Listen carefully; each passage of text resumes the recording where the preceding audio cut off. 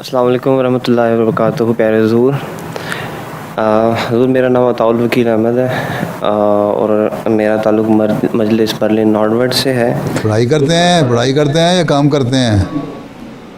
حضور میں پڑھائی کرتا ہوں، میں پی ایچ ڈی کا اسٹوڈنٹ ہوں امیونالوجی میں. امیونالوجی میں؟ جی. اچھا، پھر آج کل جو وائرس پھیلا ہوا ہے اس کا امیون سسٹم کو ڈیولپ کرنے کے لیے کیا بنایا آپ نے؟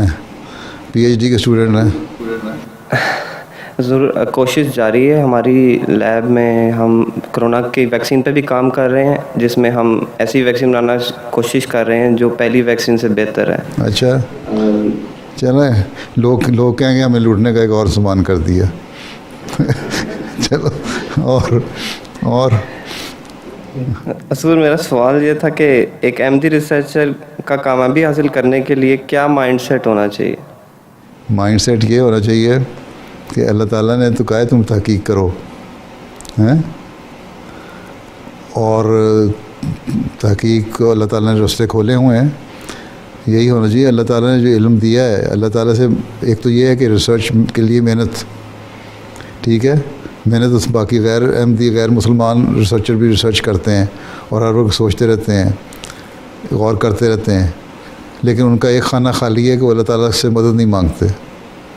ایک احمدی ریسرچر جو ہے اسی طرح سوچے جس طرح ایک عام سائنٹسٹ سوچتا ہے، ایک ریسرچر سوچتا ہے، اور اس کے علاوہ پھر اللہ تعالیٰ کا حق ادا کرتے ہوئے جہاں اس کی عبادت کرے وہاں اپنے کام کے لیے اس سے مدد بھی مانگے.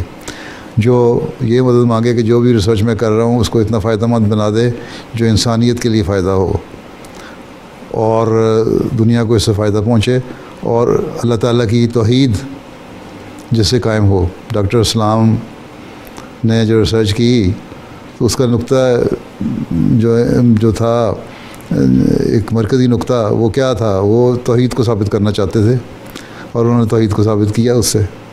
ٹھیک ہے، تو یہ وہ گائیڈ لائن ہمارے سامنے ہے، اس کے مطابق ہمیں عمل کرنے کی کوشش کرنی چاہیے، اور یہی ہر احمدی ریسرچر کے لیے ایک بڑا واضح لائحہ عمل ہے.